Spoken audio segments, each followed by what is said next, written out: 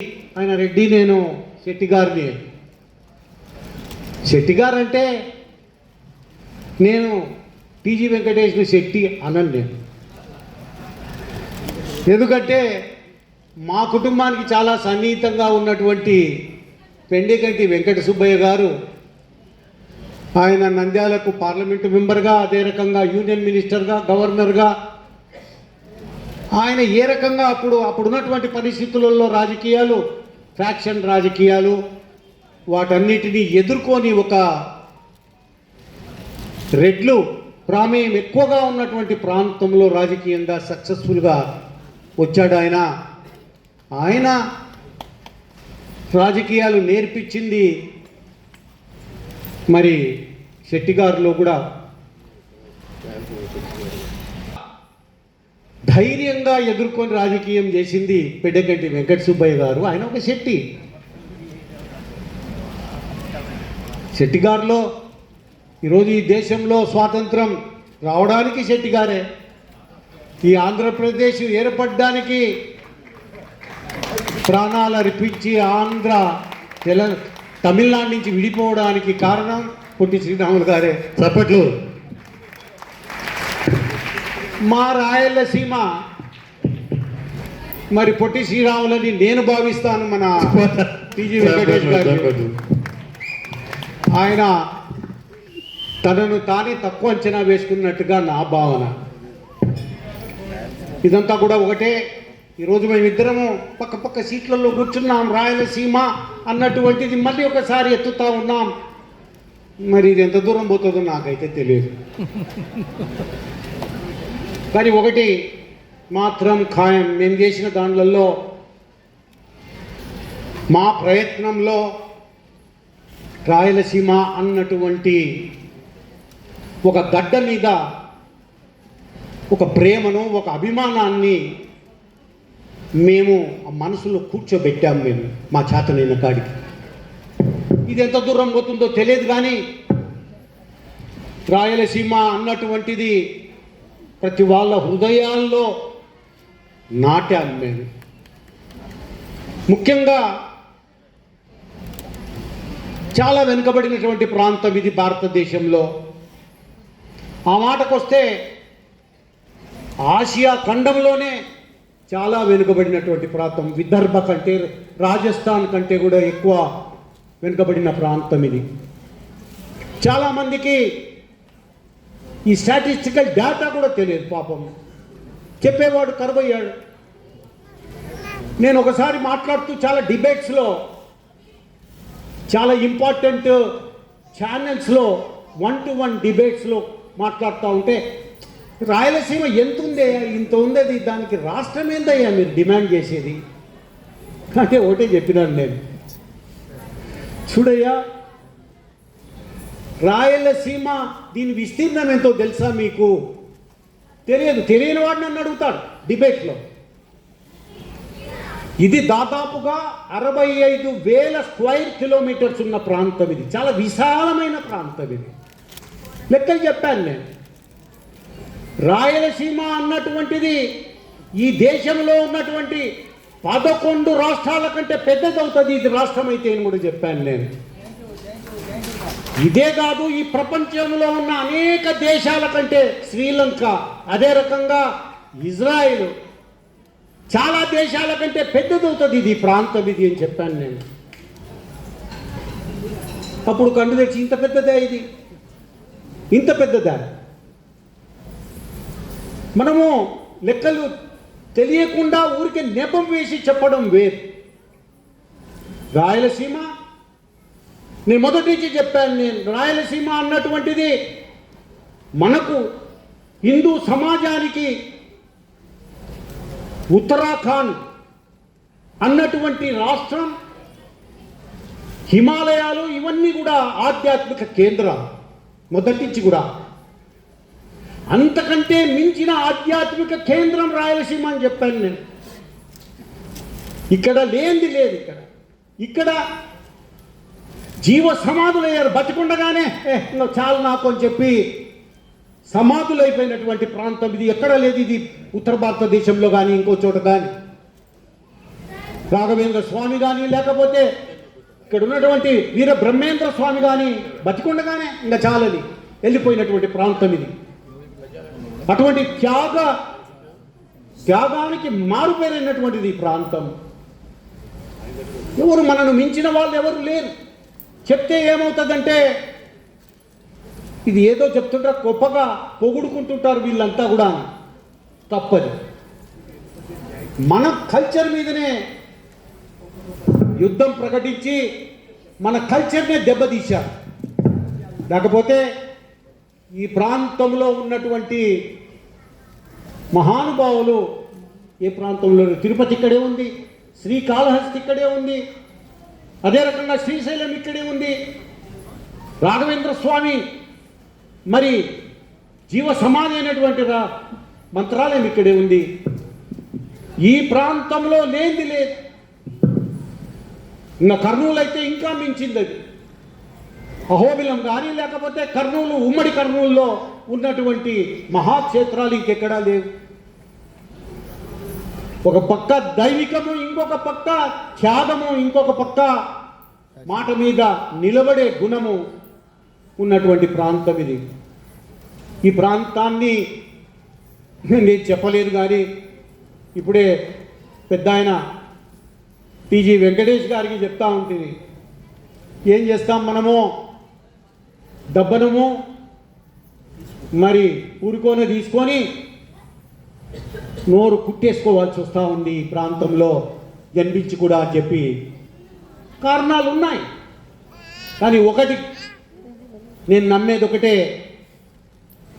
ఇది చాలా sentimental issue. ఇది రాయలసీమ అన్నటువంటిది సెంటిమెంటల్ ఇష్యూ. ఇది అన్నట్టుగా సమైక్య ఆంధ్ర వచ్చి తొక్కి పారేసింది కానీ లేకపోతే రాయలసీమలో కేసీఆర్ స్వయంగా అన్నారు, ఒరేయ్ తాగుతున్న నీళ్ళల్లో వీడెవడో వచ్చి అదేదో పెట్టారని పల్లెటూళ్ళలో అంటుంటారు. అది నేను ఈడ మాట్లాడలేను. వాస్తవంగా ఖచ్చితంగా ఎప్పుడోసారి డిమాండ్ పెరుగుతుంది, చాలా కాలం ఉండదు. ఇది లేదు మన పెద్దలు ఈ ప్రాంతానికి రాయలసీమ అని పేరు పెట్టి పోరు. ఈ ప్రాంతం పవిత్రమైన ప్రాంతం. ఇది ఈ ప్రాంతం తిండికి లేకపోయినా కూడా నీతి తప్పి బతికే ప్రాంతం కాదు. కల్చర్ చెడగొట్టి పారేస్తున్నారు దీన్ని. అంతకు తప్పితే బాధపడాల్సినటువంటి అవసరము ఈనాడు ఆ అవసరం వచ్చింది, బాధపడాల్సిన అవసరం వచ్చింది. ఓబులేయ్య గారు మరి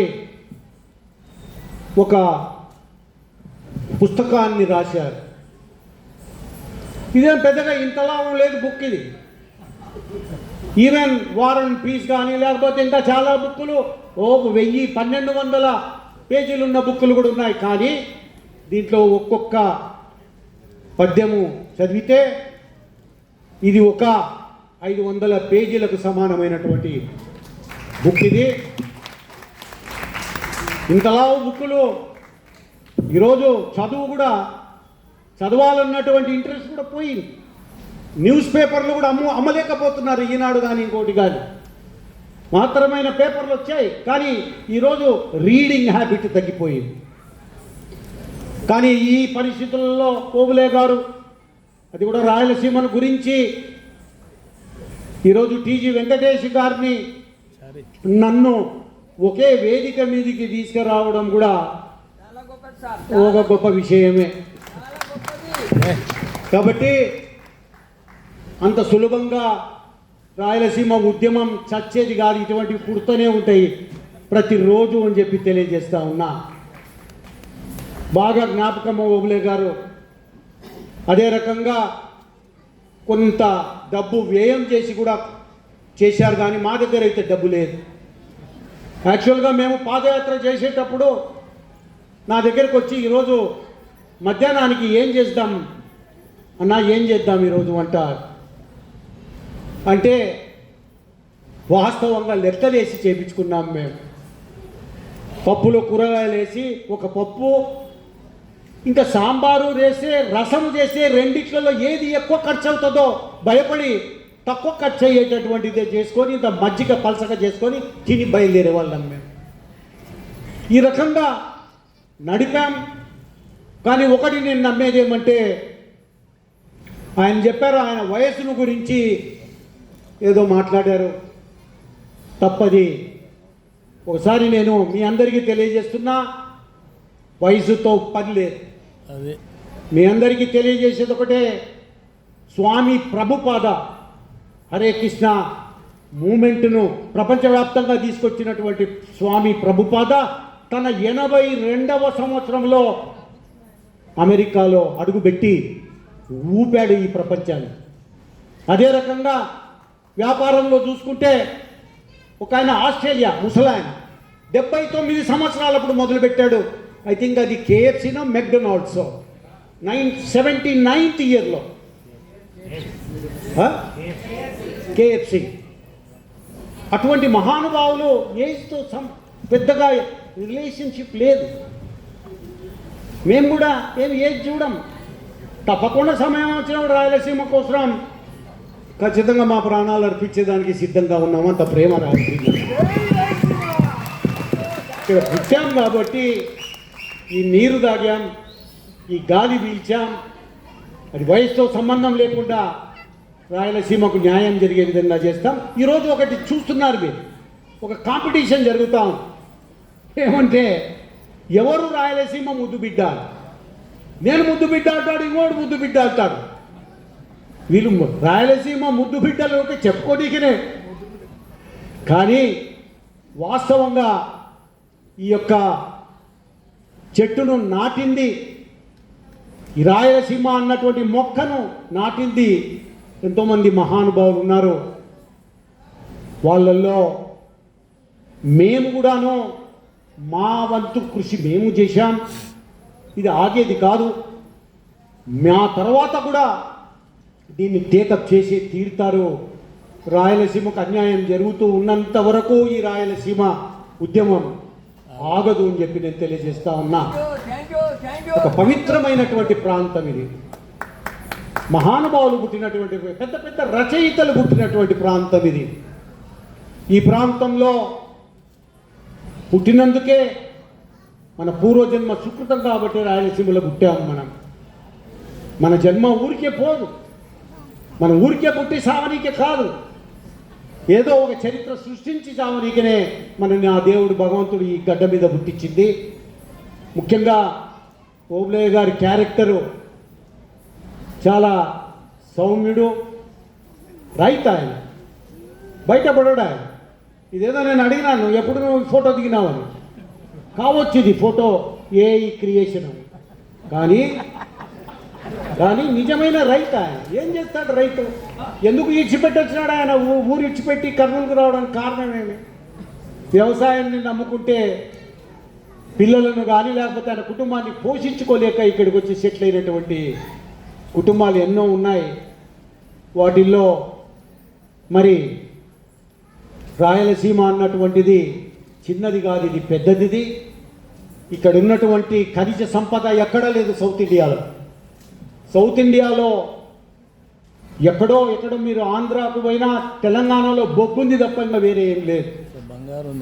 నిన్ననే మీరు చూశారు, చంద్రబాబు నాయుడు గారు వచ్చి గోల్డ్ మైన్స్ ఇనాగ్యురేట్ చేశారు. అది Jonnagiri. And sorry to say, నేను ఆ ఊరికి వెళ్ళా, అక్కడ వాళ్ళకి చెప్పాను, అది ఇది జొన్నగిరి కాదురా నాయన, మీరు నోరు తిరగక సువర్ణగిరి రా నాయన. ఇది ఒకప్పుడు మౌర్యులకు ఇది సౌత్ ఇండియా హెడ్ క్వార్టర్స్. అది సువర్ణగిరి. అశోకునికి సౌత్ ఇండియాకు దక్షిణ భారతదేశానికే హెడ్ క్వార్టర్స్ అది సువర్ణగిరి. ఇట్లా మారినాయి. ఇప్పుడుంది మన బాగా తెలుసు చిప్పగిరి అని చెప్పి ఆలూరులో. అది ఏంటిది? చిప్పగిరి కాదది, శిల్పగిరి. అది శిల్పగిరి. శిల్పాలు అక్కడ ఉన్నటువంటి శిల్ప కళాఖండాలు ఎక్కడా లేవు. అటువంటి శిల్పగిరి చివరకు చిప్పగిరి అయిపోయింది. అది ఇట్లాగా రాయలసీమ మారి పేర్లు కూడా మారిపోయి కందనవోలు కర్నూలు కావడం, అదే రకంగా చిప్పగిరి శిల్పగిరి చిప్పగిరిగా మారడం, అదే రకంగా సువర్ణగిరి మరి జొన్నగిరిగా మారడం, ఇవన్నీ ఎన్నో జరిగిపోయినాయి. వీటన్నిటిని సరిదిద్దాల్సిన అవసరం ఉంది. చంద్రబాబు నాయుడు గారికి నేను నా కూతురు శబరమ్మ ద్వారా కానీ లేకపోతే భరత్ మంత్రి గారి ద్వారా కానీ ఈ పాత పేర్లు ఏవైతే ఉన్నాయో వాటన్నిటిని కూడా పునరుద్ధరించమని చెప్పి వాటన్నిటిని కూడా పునరుద్ధరించాలి అని చెప్పి ఒక డిమాండ్ చేస్తూ ఉన్నా. ఆదోని మరి చాలా కాలం టీజీ వెంకటేష్ గారు అక్కడే వ్యాపార నిమిత్తం అక్కడే ఉన్నారు. ఆదోని పేరు కూడా ఆదోని కాదు, అది కూడా పవిత్రమైనటువంటి ప్రాంతం. అది యాదవ అవని ఇవన్నీ కూడా పేర్లు మారిపోయినాయి. ఈ మారిన పేర్లను మళ్ళీ పునరుద్ధరించాల్సినటువంటి అవసరం ఉంది. డోన్ ఉంది. అరే డోన్ అంటే ఏం నార్త్ ఇండియాలో కూడా లేదు. ద్రోణాచార్యుడు తపస్సు చేసినటువంటిది డోన్. దాన్ని వాడు ఇంగ్లీష్ వాడు నోరు తిరగక డోన్ అని పెట్టిపోయినాడు వాడు. దాని పేరు ద్రోణాచలం. ఇటువంటివి ఎన్నో ప్రాంతాలు ఉన్నటువంటిది ఈ రాయలసీమ. ఒకవైపున ఆధ్యాత్మికత, ఇంకో వైపున ఖనిజ సంపద, ఇంకొక వైపున కష్టపడే గుణం, ఇంకొక వైపున నదులు. ఎక్కడైనా ఉందాయా ఒక ప్రాంతం దాటేది? ఓ ప్రాంతంలోకి ఎంటర్ కావాలంటే ఒక నదిని దాటి వస్తున్నాం మనం. అంతకంటే కావాల్సింది ఇంకా ఏముంటుంది? తుంగభద్ర దాటి ముందుకు వస్తాం మనం, రాయలసీమలోకి ఎంటర్ అవుతాం. నీళ్లు ఉన్నాయి, నదులు ఉన్నాయి, అవకాశాలు ఉన్నాయి. ఈ ప్రాంతంలో ఖనిజ సంపద ఉంది. ఇన్ని పెట్టుకొని చివరకు మనము మరి హైదరాబాద్ పోయి బతుకుదామా, లేకపోతే బెంగళూరు పోదామా, లేకపోతే మద్రాస్ చెన్నైకి పోయి బతుకుదామా అని బతుకు తెరువు కోసం వలసలు వెయ్యే ప్రాంతం ఇది. ఈ ప్రాంతాన్ని కాపాడాల్సింది మరి ఇక్కడ ఉన్నటువంటి పవర్లో ఉన్నటువంటి వారే. నా మీద నాకు బాగా హోప్ ఉంది. నేను ఒకటే చెప్తాను, రాయలసీమ ముద్దు బిడ్డ అన్నటువంటి టైటిల్ ఎవడో కాదు ఆ టైటిల్ తీసుకునేటటువంటి వాడు. ఆ టైటిల్ తీసుకోవాల్సింది స్వర్గీయ ఎన్టీ రామారావు గారు. ఆయన తెలుగు గంగ కానీ, ఎస్ఆర్బిసి కానీ, లేకపోతే మరి ఎన్నెన్నో ప్రాజెక్టులు తీసుకొచ్చారు.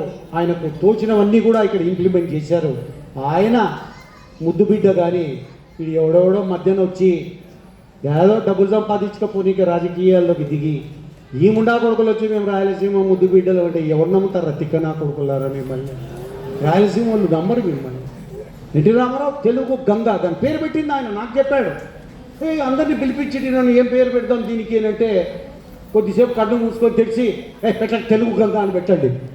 గంగా అంటే పెద్ద పవిత్రమైనటువంటి నది. అది ఉత్తర భారతదేశంలో అటువంటి నది తెలుగు నాడులో తెలుగు గడ్డ మీద ప్రవహిస్తుంది కాబట్టి తెలుగు గంగా అని పెట్టామని అన్నటువంటి మేధావి ఆయన రాయలసీమ ముద్దుబిడ్డ అని ఈ అంత రాయలసీమ ద్రోవులలో వచ్చి మేము ముద్దుబిడ్డలో అని పెట్టుకుంటే ఎవడు నమ్ముతాడు వీళ్ళని? కాబట్టి ఏదైనా ఉంది అంటే రాయలసీమ కోసం మరి టైం, అదే రకంగా డబ్బు, అదే రకంగా అన్ని రకాలుగా ఒక డెడికేషన్తో పనిచేసింది కొంతమంది ఉన్నారు. దాంట్లో టీజీ వెంకటేష్ గారు కూడా. నేను ఒకటే నా ఇంటర్వ్యూస్లో కూడా చెప్పాను, మరి మీ నోట్లలో నుంచి రాని వస్తే సాగరా నాయన పుణ్యాత్ములు మీరు అని. రాని వాడనికే కూడా భయపడే ఉండవడుకులు వీళ్ళంతా చాలామంది.